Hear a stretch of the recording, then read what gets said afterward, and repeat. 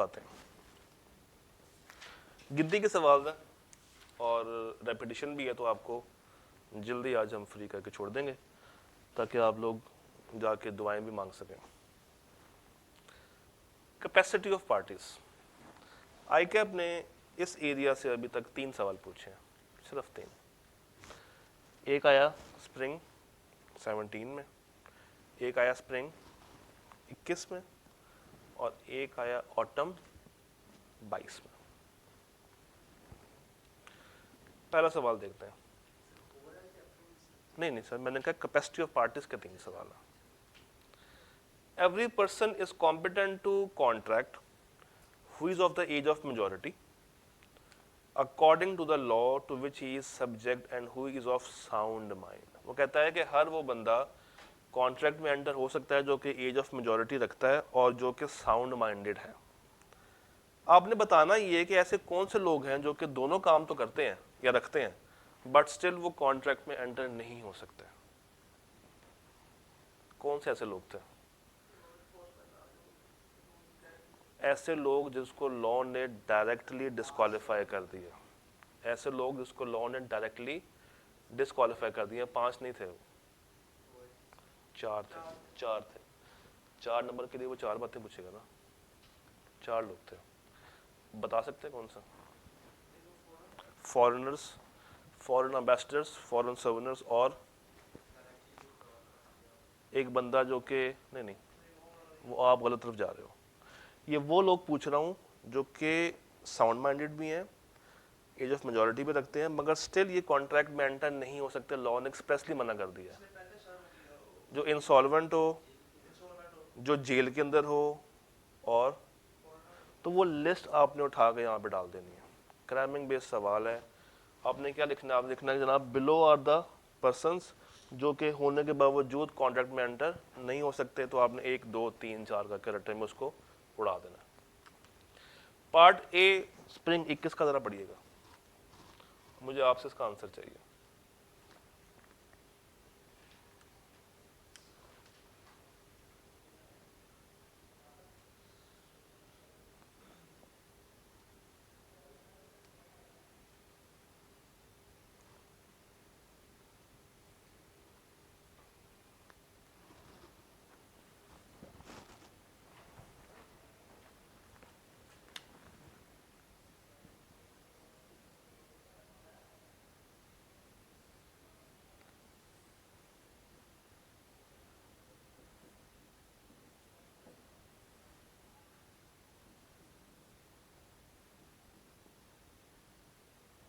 सवाल क्या कह रहे हैं? हाँ जी,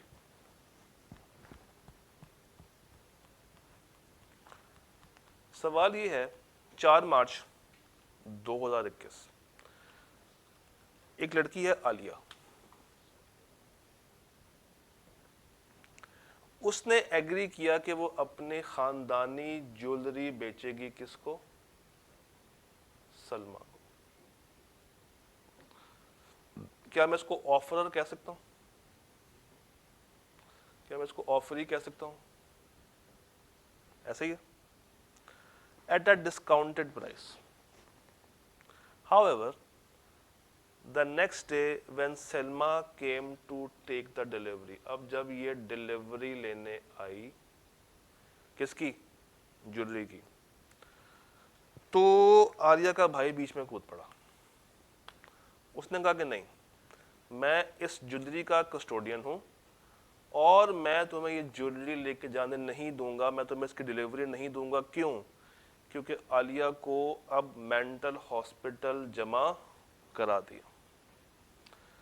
तो इसने जो भी पहले के एग्रीमेंट्स किए हुए हैं वो अब वैलिड नहीं, वो अब वैलिड नहीं। तो जब ये डिलीवरी लेने के लिए पहुंची खातून, तो इसका भाई, इसने बीच में आके टांग अड़ा दी और उसको डिलीवरी लेने नहीं दी। सवाल ये है कि क्या वाकई में वो जस्टिफाई कर रहा है या नहीं कर रहा? क्या वाकई में इसका भाई सही कर रहा है या नहीं कर रहा? क्या ऑफर हो रही है? क्या उस ऑफर के अगेंस्ट एक्सेप्टेंस हो रही है? ठीक है। क्या कोई सामान ट्रांसफर हो रहा है, क्या कोई पैसे आ रहे हैं? क्या ज्वेलरी बेचना हराम है, खराब है? नहीं। तो सब कुछ तो ठीक है, मगर मसला कहाँ पे आया? जब इसके भाई ने कहा कि इसको एडमिट कर दिया है कहाँ पे, पागल खाना, इसको एडमिट कर दिया कहाँ पे, मेंटल हॉस्पिटल। सवाल ने ये नहीं बताया कि ये लड़की इडियट है, ल्यूनेटिक है या ड्रंकन है। सवाल इस पे खामोश हो गया। कोई बात नहीं, इडियट कौन था?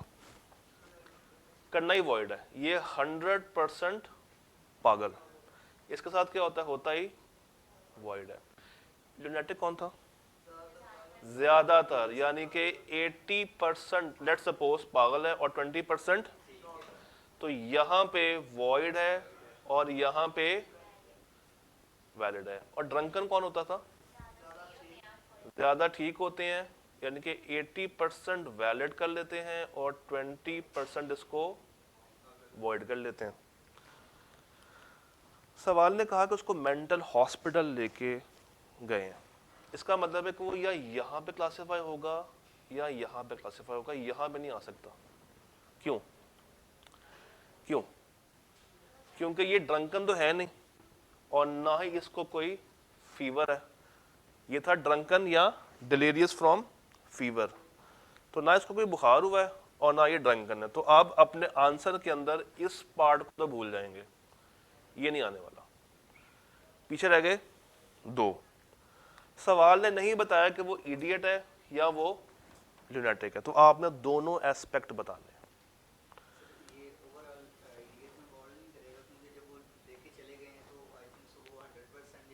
तो शायद वो कहेंगे नहीं इसको दौरा पड़ा था, अभी अभी पड़ा है, कुछ टाइम तक ठीक हो जाएगी।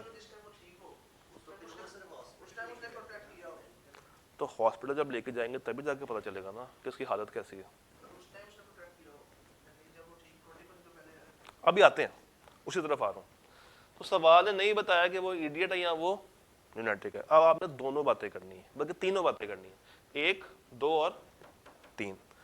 आप लिखेंगे because the question is silent on the medical condition, if at the time of making the contract Alia is considered to be idiot, तो idiot के साथ किया हुआ हर एग्रीमेंट क्या होता है? तो उस केस में जो इसका भाई है वो जस्टिफाई है। वो क्या है? Justify. And if Alia is lunatic और at the time of making the contract अगर वो साउंड है, अगर वो साउंड है, तो फिर इसका भाई जस्टिफाई नहीं कर रहा। और अगर उस वक्त वो अनसाउंड है तो इसका भाई जस्टिफाई कर रहा है। तो एक सवाल ने अनसाउंड वाला पूरा कॉन्सेप्ट आपका रिवाइज करवाया। एक दफा इसको नोट कर लें या फोटो खींच लें, ताकि जब आप लोग देखें 3 नंबर के लिए आपने तीनों बातें करनी। कभी कभी नहीं ये हिंट होता है, 4 नंबर की 4 बातें, 3 नंबर की 3 बातें।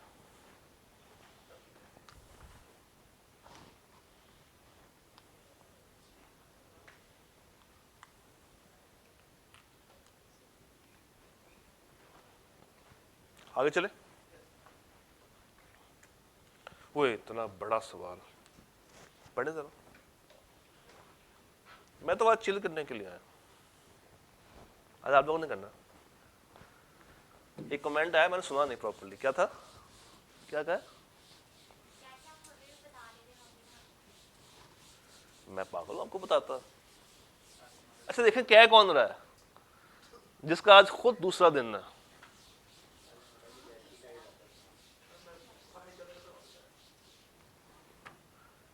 रहीम खान।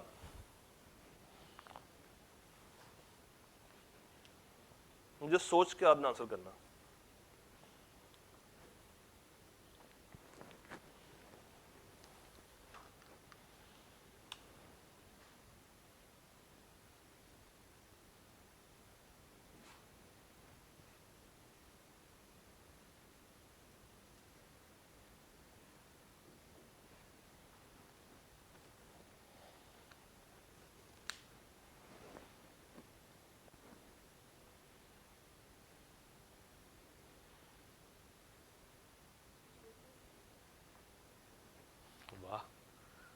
करेंगी ही selling a lie, I hate her, oh sorry I hate him, get lost. देखते हैं, रहीम खान भाई एक सॉफ्टवेयर इंजीनियर है, कोई इतराज नहीं, जो कि अपनी आईटी फर्म चलाते हैं, ठीक है चलाने दें। ही एंगेजेस मैनी फ्रीलांसर, ये फ्रीलांसर कौन होते हैं?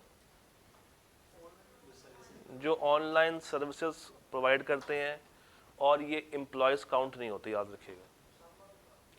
And when required to work on different projects, वो फ्रीलांसर्स को लेकर आता था। He also works part-time in a computer training institute where he teaches various computer courses. तो बेसिकली जो रहीम खान है ना, आर के, ये दो काम करता है। पहला काम क्या है? उसकी अपनी आईटी फर्म है, और एक वो टीचिंग भी करता है। अच्छा, इसका तो कोई ताल्लुक नहीं, सवाल से ताल्लुक इस चीज़ का है। While teaching at the institute, Rahim met a course participant named Osama with specialized graphic designing. Teaching के दौरान उसको एक अपना स्टूडेंट मिल गया, उसामा, जिसके पास स्किल्स हैं कौन सी? ग्राफिक डिजाइनिंग की। उसने उसके साथ कोलैबोरेट किया और एक वेबसाइट का प्रपोजल भेज दिया एक क्लाइंट को, जिसका नाम है फरा। तो एक और पार्टी आ गई, एक उसामा आया था बीच में, अब कौन आ गया? फरा बीबी आ गई बीच में। फरा बीबी को ये प्रपोजल बहुत अच्छा लगा, उसने कहा कि तुम मेरी बुटीक के लिए 5 लाख रुपए के बदले ऐसी ही वेबसाइट बना के दो। किसको कहा?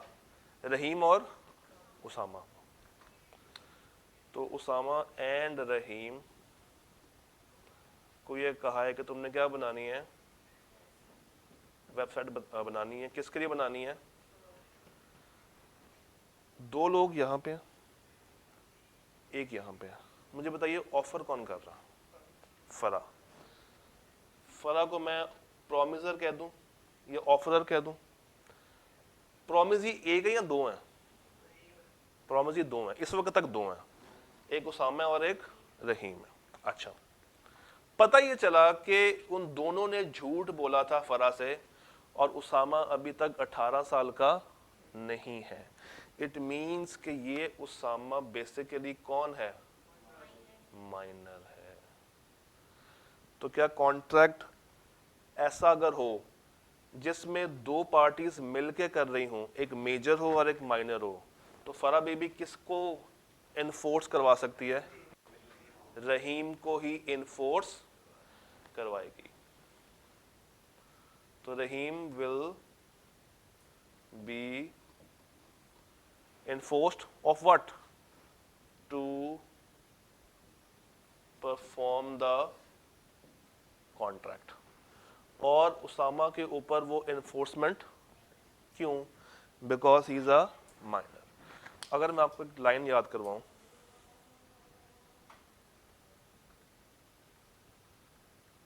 ये पढ़िएगा।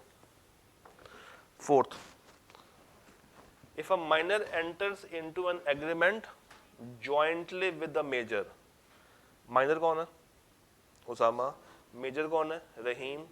then such agreement can be enforced against the major. Major कौन था? रहीम। कौन इन्फोर्स करेगा? फरा, who has jointly promised to perform. तो आपने लॉ में इसको लिखना है, सिनेरियो में ये पूरी कहानी को आसान अल्फाज में लिखना है, और एंड के ऊपर डिसीजन में लिखना है कि क्या इन्फोर्सेबल है या नहीं। अब आपसे एक और सवाल है मेरा, इसी सवाल के अंदर हमने कहा रहीम और उसामा ने झूठ बोला था फरा से, नीचे वाला पॉइंट भी हिट हो रहा, जरा पढ़े, ये वाला पॉइंट भी हिट हो रहा है। तो पहले इसके मुताबिक और फिर इसके मुताबिक, या आप ये भी कर सकते हैं कि लॉ जब आप लिखने जाएं तो दोनों इकट्ठे लिख दें, सिनेरियो को सिंगल एक्सप्लेन कर दें, और एंड के ऊपर डिसीजन आपका सेम रहेगा कि आप उसको इन्फोर्स नहीं कर सकते, आप उसको इन्फोर्स नहीं कर सकते। हाँ, मेजर को कर सकते। डन हो गया? तो जनाब ये 3 सवाल थे जो कि इस एरिया में से अभी तक आए कि हमने पूछा, सिर्फ 3 है। अब आगे चलते हैं, कंसिडरेशन और ऑब्जेक्ट। इसका सवाल ज़्यादा है, 5, 8, 10, दिखने में 10 हैं, वैसे 3-4 ही हैं, रिपीट हो रहे हैं। Describe the circumstances under which an agreement made without consideration is considered valid and binding under Contract Act. इसमें क्या आएगा? Agreement made without consideration में क्या आएगा भाई?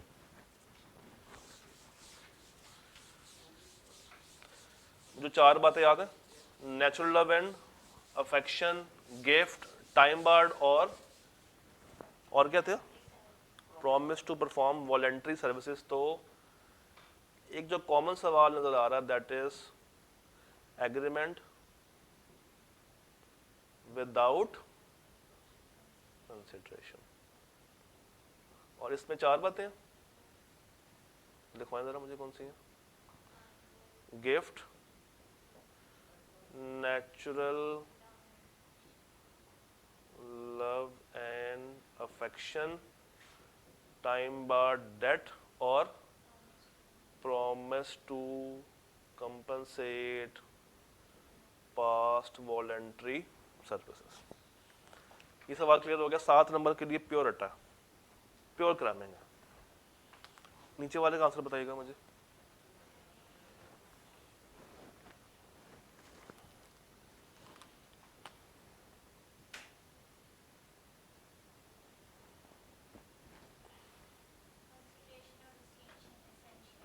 ना, क्या हो गया आपको? 3 बातें पूछ रहा है, 5 नंबर के लिए 3 सवाल हैं इसमें। पहला क्या है? तो आप एग्रीमेंट को डिफाइन कर देंगे। When is an agreement considered to be, तो वॉइड एग्रीमेंट को डिफाइन कर देंगे। State the circumstances under which the object of an agreement under which will be considered, कल वाली बात, वो जो 2F 2I और एक P था, फ्रॉडुलेंट, इमोरल, इंजरी, आगे फ्रॉडुलेंट, इमोरल, इंजरी और फॉरबिडन और देख लें यार, क्या परेशान हो रहे हैं। ये 5 बातें पूछ रहे हैं, ये 5 बातें लिखवाएं जरा मुझे, कौन सी है? 2F थे ना, एक था फॉरबिडन, एक फ्रॉडुलेंट, दूसरा इंजरी, एक इमोरल और एक if permitted would defeat the provision of any other law. तो ये भी क्रैमिंग था, आपने जस्ट उठा के कॉपी पेस्ट करना। मुझे अब आपसे ऑटम 11 का आंसर चाहिए, जरा सोच के जवाब दीजिएगा, बहुत सोच के।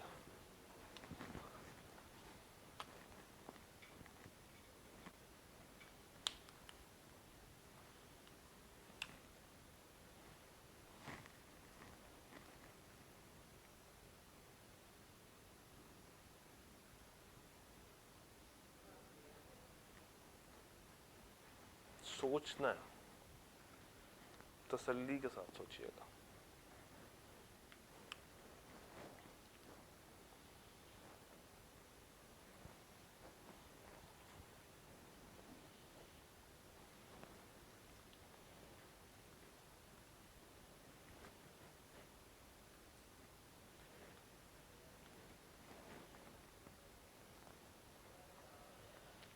ए को पैसों की बहुत सख्त ज़रूरत थी, उसने कहा मुझसे मेरी बाइक खरीद लो, जिसकी असल मार्केट वैल्यू कितनी है?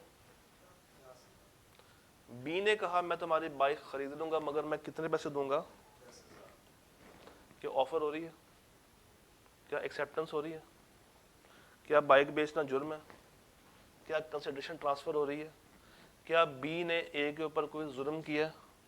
क्या ए और बी आपस में कॉम्पिटेंट है? क्या मैं ये कह दूं कि कॉन्ट्रैक्ट हो गया? हो गया। Be accepted the offer but before the motorcycle could be delivered, delivery से पहले ए को एक और जगह से, लेट्स मिस्टर सी कह देते हैं, एक अच्छी ऑफर आ गई फॉर ₹35,000 और उसने वो बाइक मिस्टर सी को बेच दी। A refuse to carry out the contract with B. क्यों? उसने कहा कि भाई पैसे आप जो मुझे दे रहे हैं वो इनएडिक्वेट हैं। बताइए क्या ये सही बात कर रहा है या नहीं? क्या ए बी को लायबल होगा या नहीं होगा? होगा ना, कॉन्ट्रैक्ट तो हो गया है। और जब उसने कबूल किया था 10,000 रुपया तो उसकी कॉन्सेंट तो अपने पास ही थी, इसने कोई जोर जबरदस्ती तो नहीं की। सिर्फ इसलिए कि वो अगली पार्टी 35 दे रही है तो मैं उसको बेच दूं, इसका मतलब है कि आप पिछले वाले के साथ धोखा कर रहे हैं। आप कौन बन गए हैं? Defaulting party. वो कौन बन गई? Aggrieved party. तो इस केस में चूंकि कॉन्ट्रैक्ट पीछे हो चुका है और अब आपने उसको कैरी ऑन नहीं किया, अब जो भी नुकसान होगा वो भरा जाएगा। ए लायबल होगा टुवर्ड्स बी। उसने क्यों किया? बिकॉज ऑफ इनएडिक्वेसी ऑफ, ये पॉइंट क्या था? इनएडिक्वेसी ऑफ कंसिडरेशन क्या था? कल मैंने घड़ी 50 रुपए की ली थी, अगर याद हो तो। हाँ, पॉइंट क्या था? पॉइंट ये था कि कंसिडरेशन होनी चाहिए, कम हो ज्यादा हो उसके ऊपर बहस नहीं होगी, होनी चाहिए बशर्ते कि दोनों पार्टीज अपनी कॉन्सेंट, अपनी रजामंदी के साथ एग्रीमेंट में आ रही हो, किसी के ऊपर कोई जोर जबरदस्ती ना हो। इस केस में भी ए और बी अपने मर्जी से आए हैं, किसी ने उसको फोर्स नहीं किया था। वो अगर चाहता तो बी को पहले जवाब देता कि नहीं यार तुम 10,000 रुपये बहुत कम दे रहे हो, मैं तुम्हें बेचने को तैयार नहीं हूं। बट उसने पहले एग्रीमेंट कर लिया, कॉन्ट्रैक्ट बना लिया। बाद में ख्याल आया कि नहीं यार मार्केट का रेट ज्यादा है तो मैं उसको महंगे दामों में बेचूं, तो बी का क्या कसूर है? तो ए उसको लायबल होगा। जरा पार्ट ये कीजिएगा 3B ऑटम 12, ये तो आसान सा है।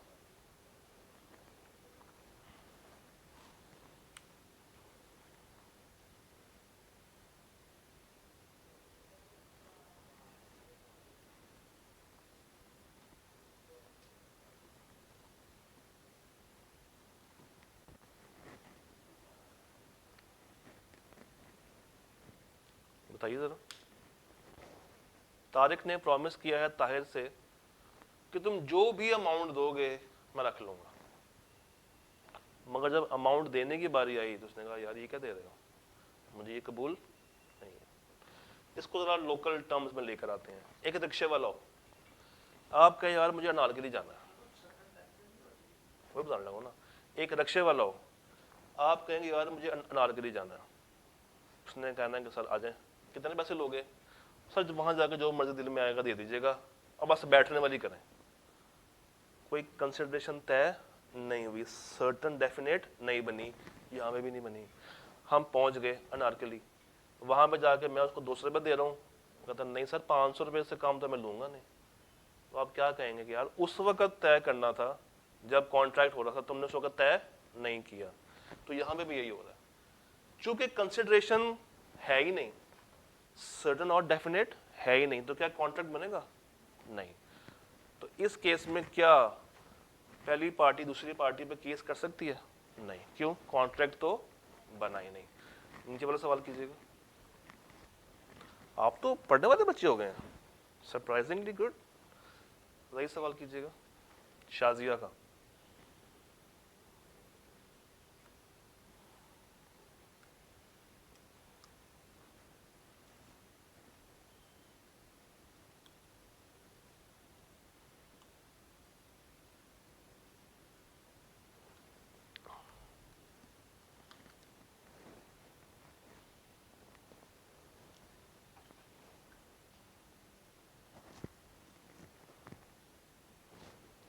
शाजिया क्या कर रही है रौफ के साथ? शीन से शाजिया, शीन से यशल। यशल इसका आंसर क्या होगा? नहीं वो ये से होता, बस में शीन आता। आंसर बताएं। तुसी यशल हो, बताएं।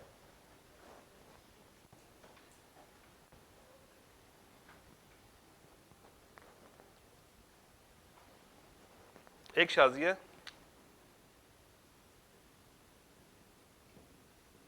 और एक उसका भाई है, क्या नाम है?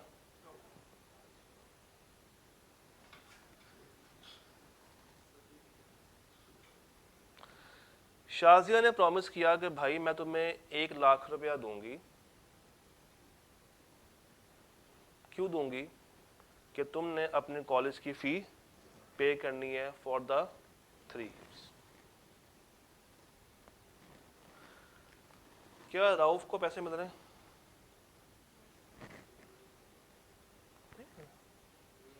राउफ को मिल रहे हैं ना, चाहे यूनिवर्सिटी पे जा रहे हैं, मगर किसको दिए जा रहे हैं? राउफ को दिए जा रहे हैं। इसका मतलब है कि इसको कंसिडरेशन ट्रांसफर, मगर क्या इन रिटर्न इस बीबी को कुछ मिला? कुछ मिल रहा है? थैंक यू मिल जाएगा। तो क्या ये एक ऐसा एग्रीमेंट है जो कि दोनों साइडेड पे कंसिडरेशन को ट्रांसफर नहीं कर रहा?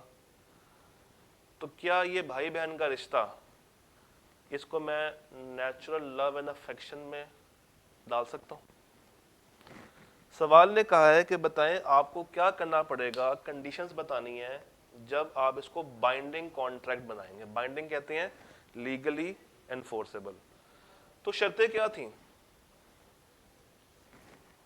पहली शर्त यह थी कि पार्टीज के दरमियान एक नेचुरल लव एंड अफेक्शन का रिश्ता होना चाहिए। दूसरी शर्त थी कि ये इन राइटिंग होना चाहिए। और तीसरी शर्त क्या थी? ड्यूली रजिस्टर्ड होना चाहिए। तो 3 शर्तें हैं, तब जाकर ये बाइंडिंग कॉन्ट्रैक्ट बनेगा। पहली कौन सी है? रिलेशन हो, दूसरा रिटिंग फॉर्म में हो, तीसरा रजिस्टर्ड ड्यूली अंडर लॉ। तो 3 नंबरों के लिए अगेन शर्तें कितनी है? 3। तब जाके हम कहेंगे कि भाई ये एक बाइंडिंग कॉन्ट्रैक्ट बना है, अदरवाइज ये बाइंडिंग कॉन्ट्रैक्ट नहीं बनेगा। ऊपर वाला सवाल कीजिएगा, अब तो आंखें खोल के कीजिएगा। रिक्वायरमेंट सेम है, सिनेरियो फर्क है।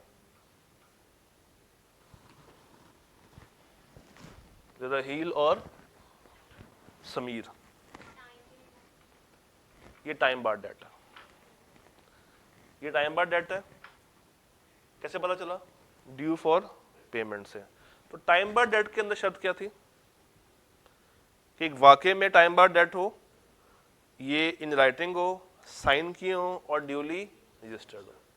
तो वो बात उठा के यहां लिख देंगे, तब जाके ये क्या बन जाएगा? एक बाइंडिंग कॉन्ट्रैक्ट। ये सवाल आपके पास है 5 minute, you time starts now.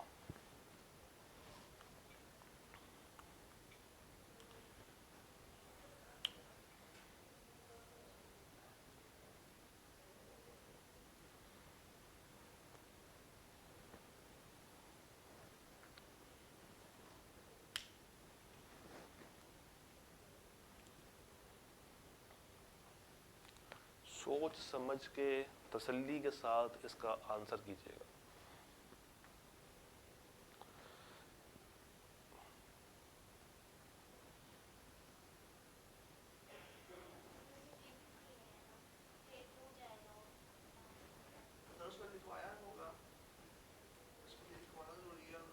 जी उसामा भाई,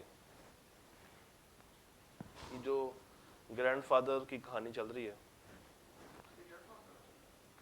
मिसेस इकराम और ग्रैंडफादर, मुझे लॉ बताइए कौन सा लॉ हिट हो रहा है? रिश्ता है दोनों का, तो नेचुरल लव में आ रही कहानी। रिश्ता है ना, तो नेचुरल लव में आ रही कहानी।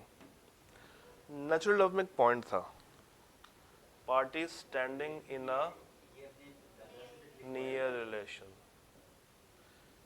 सवाल खामोश है, क्या वाकई में इनके दरमियान एक नियर रिलेशन है या नहीं है? इमोशन यही कहता है। हमेशा लॉ पढ़ते हुए इमोशंस को साइड पर रख दिया करें। इमोशनल फीलिंग यही आती है कि यार दादा पोती है तो रिश्ता बनता है। बट अगर मैं आपसे कहूं कि ये दोनों आपस में नाराज है, रिश्ते में नहीं है, इनके दरमियान एक नेचुरल लव एंड अफेक्शन नहीं है, फिर कहां पे क्लासिफाई करेंगे? कहां पे करेंगे? फिर गिफ्ट में कर देंगे। नहीं नहीं, वो नहीं, फिर हम उसको गिफ्ट में डाल देंगे, क्योंकि आपको मैंने याद करके कहा था इन दोनों की शर्तें सेम है। फर्क रहा था कि यहाँ पे पार्टीज नियर रिलेशन में है, वहां पे पार्टीज नियर रिलेशन में नहीं है। अब आई कैप ने क्या किया, आई कैप ने दोनों आंसर दिए हैं। उसने कहा अगर तो गिफ्ट है तो उसकी बातें पूरी कर दो, और अगर ये नेचुरल लव एंड अफेक्शन है तो उसकी बातें पूरी कर दो। तो आप ये कर सकते हैं, आप ये कर सकते हैं कि जब आप उसका सोल्यूशन लिखने बैठें तो आप पहले अजम्पशन दे दें कि मेरे नज़दीक ये दोनों पार्टीज नियर रिलेशन में हैं, देयरफॉर मैं इसके अगेंस्ट अपना आंसर दे रही हूँ। या आप ये भी कह सकते हैं कि पार्टीज नियर रिलेशन में नहीं है, तो ये बन जाएगा क्या, गिफ्ट, और उसके नज़दीक आप अपना आंसर ड्राफ्ट कर सकते हैं। हाँ, उन्होंने दोनों आंसर दिए हैं, ये देखिएगा, दोनों भी लिख सकते हैं, ये देखिएगा।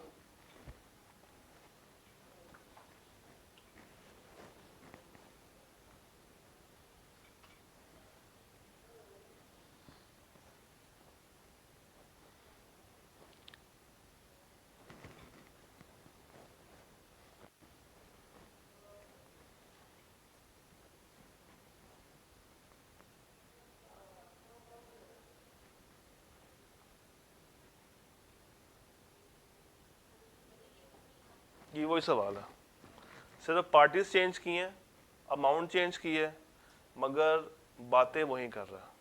तो यहाँ पे भी दोनों बातें कर सकते हैं, अगर तो पार्टीज नियर रिलेशन में हैं तो नेचुरल लव, और अगर नहीं है तो गिफ्ट में डाल देंगे।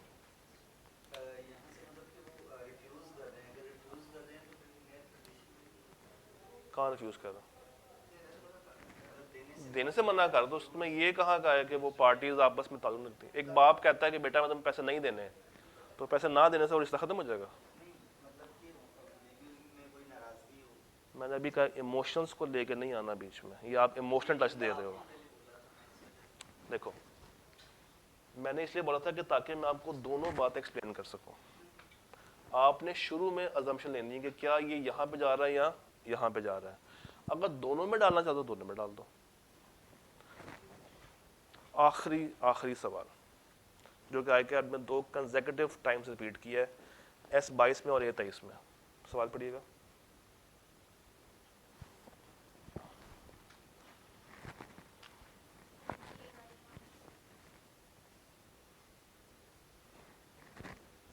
तो अगर उसने ये रटे में पूछा है तो 3 दफा पूछा, 1, 2 और 3।